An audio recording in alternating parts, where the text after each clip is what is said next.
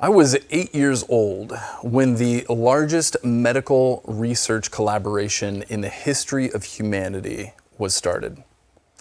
20 research facilities across the entire globe came together to work on an unprecedented level. It was 1990, and scientists who were working in this field of genetics were doing what all scientists do who are great scientists. They were standing on the shoulders of the people that came before them, and they were reaching just a little bit further in their particular field.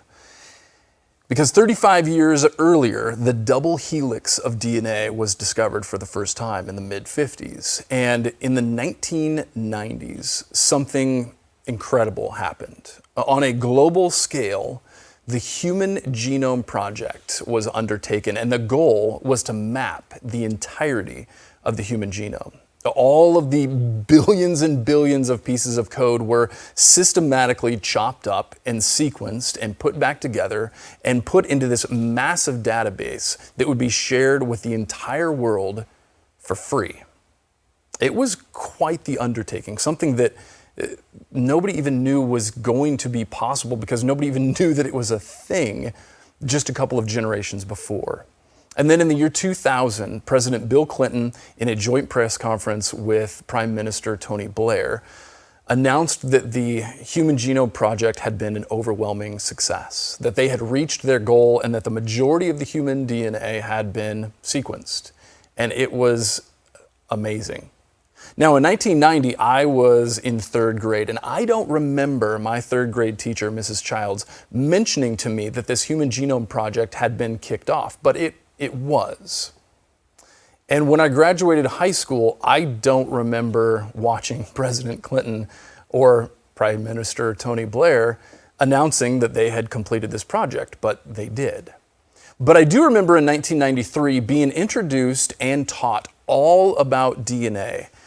Everything that I currently know actually about DNA and how dinosaurs were made by Dr. John Hammond and his trusty sidekick, Mr. DNA, thanks to the blockbuster Jurassic Park.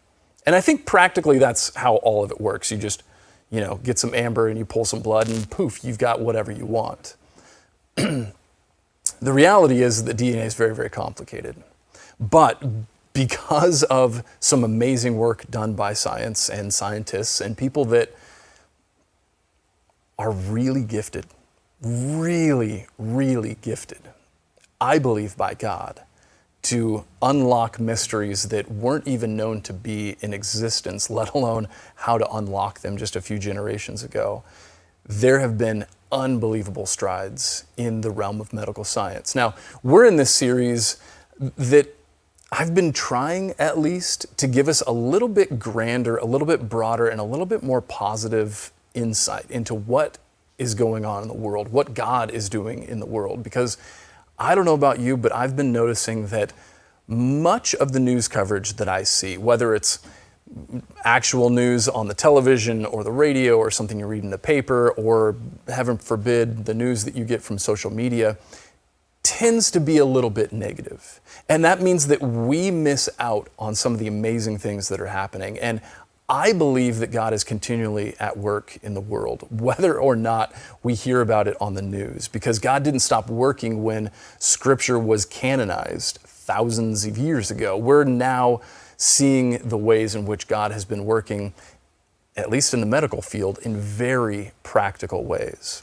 And so tonight I want to give us just a little bit of a glimpse into some of the amazing advancements that have been happening and take a look back and hopefully partner those with the amazing medical achievements that Jesus was able to partake in while he was here on earth.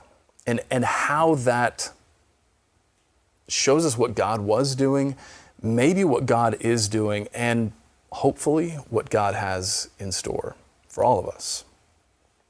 Now, the Human Genome Project was a very big undertaking. It was kind of one of those moonshots that nobody really knew if it was actually possible or how much it would cost.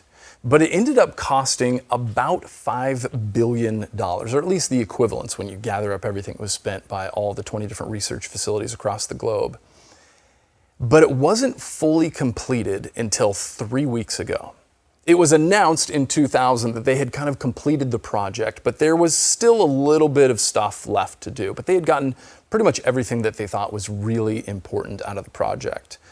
But 3 weeks ago, it was announced that they had finished the final 1/10 of 1% of the human genome. I don't even really know what that means, but it was impressive and worth a TED Talk. So I watched it and it was fascinating. The interesting thing is that what came out of this Human Genome Project, we are just now on the very tip of the iceberg of beginning to understand what's even possible with this kind of knowledge, the building blocks of what it means to physically create a human. And back in 2012, a very interesting and possibly catastrophically terrifying discovery was made when a scientist was working with some bacteria and found that they had this very interesting way of dealing with viruses. That they would take a little bit of this DNA from this virus and that would help them hunt down that virus and break apart the DNA of that virus, therefore rendering it neutral and non-harmful to the bacteria. They call this, in a very long acronym that I can't fully pronounce or haven't memorized, but the short version is CRISPR. And CRISPR is this fascinating technology that they have now taken, and I say they, I really mean just scientists that know what they're talking about because I don't. They've taken this technology and they've been able to implement it in anything that has DNA. The ability to go in and just like when, probably not just like, but the analogy that's often used is when you're working with a word processor, you can find and replace a word. I don't want that word, I actually want to swap it for this word. In a similar fashion, they can do this with DNA, finding specific chunks, specific codes that they would like to take out and either replace, edit, or fully and completely delete from that DNA. Not only changing that organism, but all organisms that will be born or created from that organism from that point forward. Now, the implications of this are really exciting and mind-blowingly terrifying. Anything that has DNA, in theory, could be affected by CRISPR. And there are all kinds of doomsday sayers out there and all kinds of people that think this is just going to be the next massive miracle that changes humanity as we know it. But the basic idea is that you can take any organism that has DNA and genetically engineer it. You could tweak it. You could take a mosquito and change its DNA so that it is no longer susceptible to diseases that a human would fall ill to, like malaria, and it will no longer transfer malaria to humans. You could take it to crops and you could make them larger, more nutritious, more disease resistant, more sustainable. You could even take it to humans, and parents could create designer babies, is the hip term. You could choose hair color, eye color, how fast they'd be able to run, how intelligent they might be. Governments could do all kinds of fun things with the next generation. In fact, in 2018, a scientist in China successfully edited 3 human embryos, and they were born with genetically modified DNA using CRISPR technology so that they would be immune to HIV. He was just sentenced to 3 years in a Chinese prison and fined hundreds of thousands of dollars. So I wouldn't want to be that guy right now. But this is such brand new technology that there really isn't any regulation on it. They don't know what it's capable of doing, let alone how to regulate it, how to stop it, what should and shouldn't be done. Those conversations are just now taking place. But it has an unfathomable ability to change life, not just human life, but all life as we know it in the next couple of decades. Really, really interesting stuff that's on the horizon. But it's not just DNA that has been advancing at a rapid pace. There are all kinds of different areas in medical science that have been pushed. The envelope just opened a little bit further in the last couple of decades. 3D bioprinting is a fascinating one that we're just now beginning to touch on.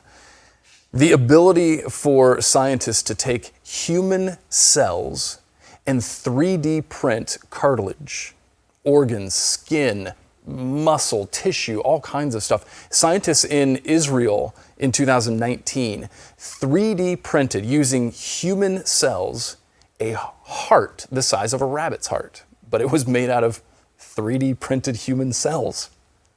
I don't even know what that means, but it's bananas. Very interesting, kind of terrifying, but really fascinating stuff is going on. The stuff that right now sounds like science fiction, the fact that your open heart transplant in 10 years might not be somebody else's heart. It might be your heart that was grown using your cells in a lab somewhere is possible. Just a few decades ago, open heart surgery was insane. It was just on the cutting edge. In fact, my dad today was telling me that one of the very first medical calls that he ran when he was a new firefighter back in 1980 was an elderly gentleman who had fallen, and while getting his medical history, he mentioned that he had had open heart surgery 20 years before, so in 1960, which would have been some of the first run at open heart transplants. Something that was not common at all back then. And now to us is no big deal. You're in the hospital for a few days, you come home, you take an aspirin every day for the rest of your life, and most people are totally fine. 98% survival rate. Bananas. Things that would have killed our grandparents when they were children are now pretty commonplace. I was at a prayer meeting a few days ago, Tuesday, I think, of this last week, and a couple was talking about their grandson who was a few weeks old at this point, and he was born weighing just less than 3 pounds. And the doctors are expecting a full and healthy life for this baby. That wasn't possible just a few years ago. The advances in technology have been really impressive. My grandmother had a massive heart attack in 1990, and over the next 15 years of her life, due to a cocktail of all kinds of medications that were constantly being tweaked and changed, and 37 ambulance rides to the ER, she was able to come to our wedding in 2005, 15 years after her first heart attack. A couple of generations before, and that would have been it. That was unheard of, and now pretty common. Things that were medically science fiction are now within reach, if not commonplace. But it's not just advancements like that. It's also advancements in neuroscience that are, pardon the pun, but it is Father's Day, mind-blowing. Elon Musk has a company that he started in 2019. I know, he's got a million companies. The guy's doing all kinds of stuff. I don't know how he sleeps at night, but probably on a pile of giant cash. Lots and lots of cash. But he started this company called Neurolink, and Neurolink is designed to be a brain-machine interface, a BMI. And they have developed a microchip about the size of a quarter that replaces a chunk of your skull, and then thousands of microscopic electrodes are robotically placed in your brain up to about 20 millimeters deep, and they're 1/10 the size of a human hair. And they interface with your brain wirelessly with anything that has Bluetooth. In fact, in order to learn how to use this new brain-machine interface, there's an iPhone app that you use your brain to move your phone, and you train yourself how to use this thing. And they're just on the cusp of doing human trials on this. The idea is to fix all kind of neurological issues, right? Paralysis or blindness or deafness or any number of things that are caused by brain injuries. And then eventually be an interface between you and your phone or anybody else that has one of these, or the internet, or any machine that has Bluetooth, and be able to just think something and it happens. There's a really interesting video of a monkey playing Pong with his brain, not touching anything, while he's drinking orange juice, because apparently they love orange juice. It's incredible what is happening on the forefront of technology. A little weird, kind of creepy and scary, like watching an old episode of Doctor Who. But there are unbelievable things happening in the world of medicine. It is going to be an interesting next 10, 20, 50 years on our planet. And I don't know what's coming, but I know that looking back at what has happened, I mean, even just in my lifetime, it seems like the acceleration of advancement is just going exponential. And I don't know what that means for us as a human race, let alone a community of faith. But I do think that this ancient book does have something to say about that. And Jesus seemed to be really into this whole medicine thing, at least the healing part. And he didn't do it with microchips or DNA or RNA or CRISPR or any of that kind of stuff. But tonight I want to spend a little bit of time talking about a few of the instances where we see Jesus jumping into the lives of people and completely rocking their worlds. And I don't know about you, but I always find myself asking questions when I read the Gospels. I have a lot of questions that pop into my head. And so I want to ask a couple of those tonight, hopefully get a few answers, and maybe there is some wisdom to glean from this ancient book and this guy that has revolutionized my life, at least. So tonight we're going to open up our Bibles to John's account of the life of Jesus. Now, some of the questions that I like to ask myself, or at least pop into my head, maybe I don't even like them, they just jump into my head because I'm a curious guy. When it comes to Jesus healing people, one of the questions I always asked was, why didn't he heal everybody? I am sure that there were people that died during the 3 years of Jesus' ministry. Why wasn't he there to save all of them? And what about the people that he did heal? What did they do with the rest of their lives? What was it like to be around them? What was it like to be them? And did those people eventually die? I'm assuming they're not still walking around on earth. I've never met Lazarus. And so did Jesus really just raise this guy back from the dead just to have him die a couple of years later? Did he really heal all of those people just to have them die a couple of years later? Maybe they died of a different disease. Maybe they got hit by an ox cart. I don't know. Why was Jesus healing people? Was there something deeper than just the physical act of healing their bodies? I think there was. So, I want to look at a couple of these instances tonight, and we're going to start in John chapter 4, verse 46. I've got it here on my iPad. Feel free to open your paper Bible or whatever else you use to read scripture. I'm going to be reading out of the New Living Translation.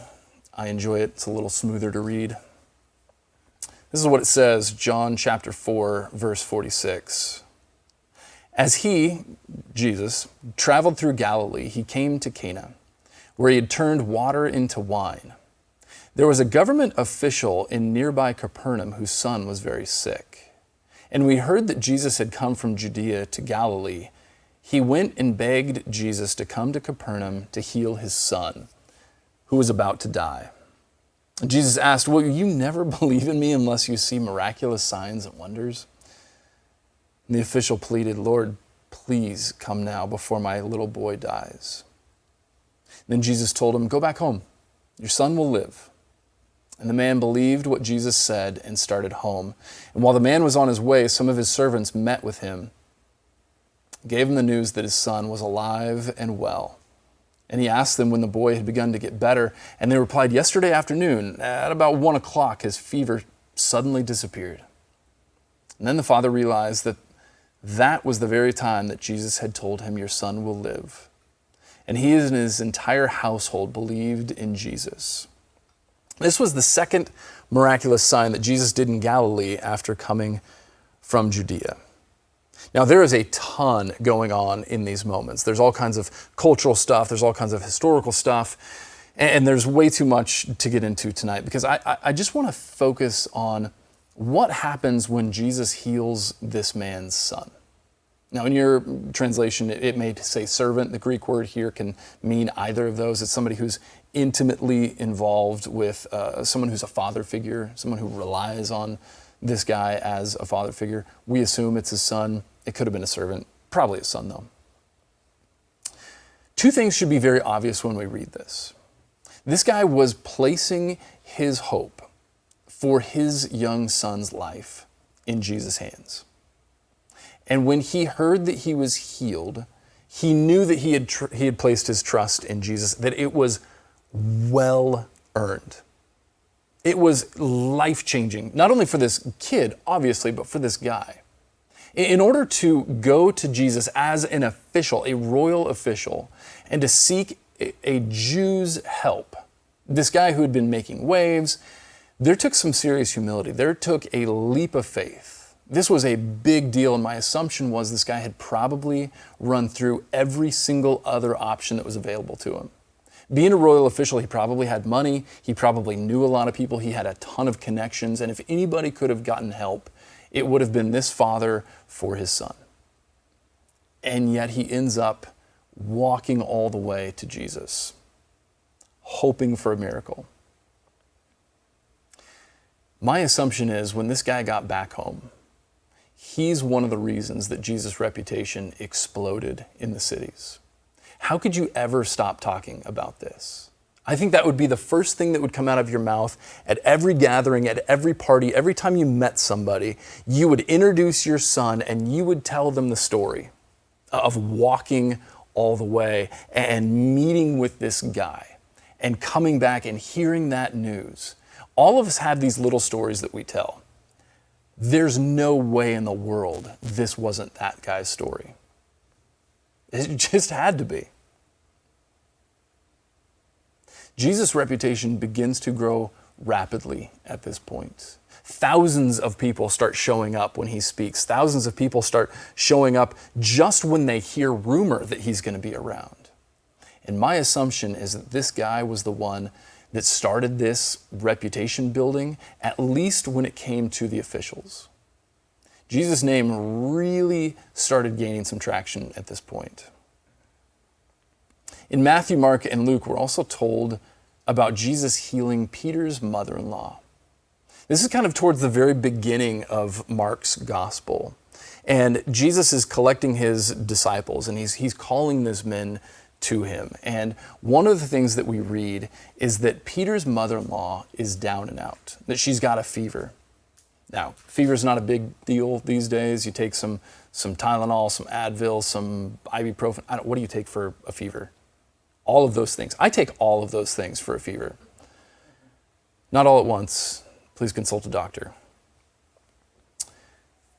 A fever was life-threatening for most of human history.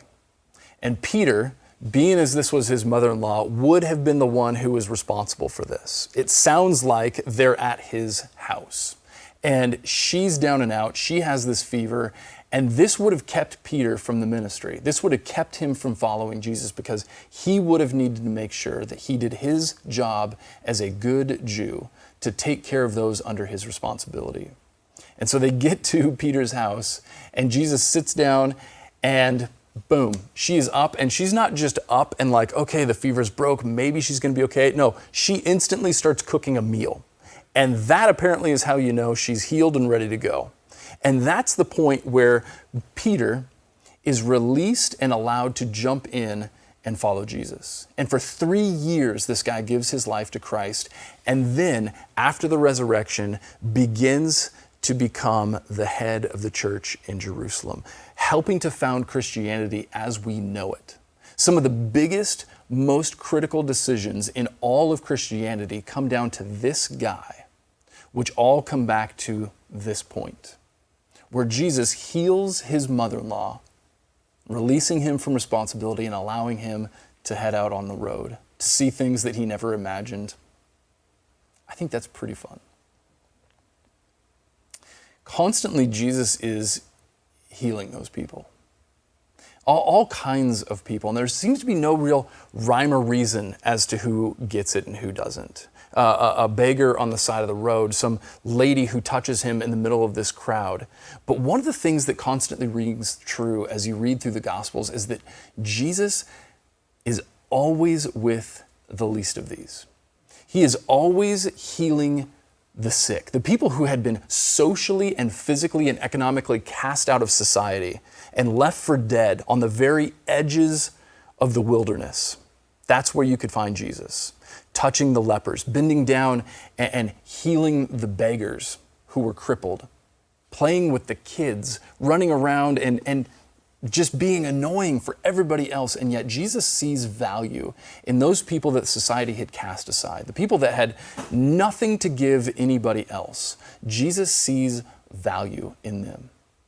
And when you begin going through all of these different moments when Jesus heals people physically, there seems to be some sort of a lesson that he's teaching about the nature and the character of God. Not just that he was amazing and he could heal all kinds of stuff, which was true, but there was something so much deeper, something far more valuable than just a physical healing. There was emotional, there was spiritual, there was relational healing as well. Things that we can't really do nowadays with all of the technology we had, and yet that seems to be the thing that Jesus was focusing on most. Whether it was a sin issue or a pride issue or a heart issue. I find it very interesting that Jesus didn't heal everybody. Jesus didn't instantly heal everyone or keep them all from death, although we know he could because he was doing this with the royal official's son. Didn't even have to be there, and it was just like, yep, it's done, taken care of. Why didn't he spend more time healing? Why didn't he use all of his power for the physical good of the people around him? He could have. I think that he was using these moments to make a grand divine point about the character of God, showing us not only that God cares about our physical, but that there is something even more valuable and more critical and more important and more eternal than just our physical bodies. I think the most obvious example of Jesus and his healing miracles comes to us on Easter morning as the women look into this empty tomb and find that there is no Jesus. This executed Messiah that they had risen from the dead, just like he said he would. But he didn't do it for his own benefit. He didn't do it for his own fame or his own fortune or his own place of power that he surely could have taken without a problem. He did it for us. He did it for our benefit. Not only did he live and die and raise again so that he could be glorified, he did it so that we could too.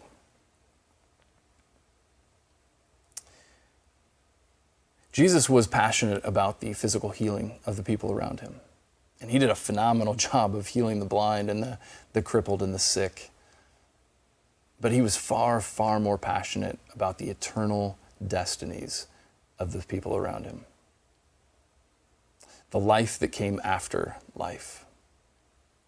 And as incredible as the world is becoming, and all of the things that the scientists nowadays are standing on the shoulders of the people that came before them that did amazing things, and everything that's going to happen in the next couple of decades and centuries, and who knows where humanity is going to end up by the time we take off from this planet. Despite all of that advancement, there is still the reality that God not only cares about our physical, but there is something so much deeper and so much more critical and so much more eternal than just physical healing, as exciting and as amazing as that is. And as we continue to unlock these mysteries of God, some of which we don't even know are mysteries yet because we don't know they exist, there is one thing that will always remain critical. Something that we cannot do ourselves. Something that we will constantly and continually be incapable of, no matter how good we get at this stuff. And that is the heart condition that the prophet Ezekiel speaks of. And I will give them one heart, and a new spirit I will put within them. I will remove the heart of stone and give them a heart of flesh. The author of Hebrews says it again, quoting the prophet Jeremiah. For this is the covenant that I will make with the house of Israel after those days, declares the Lord.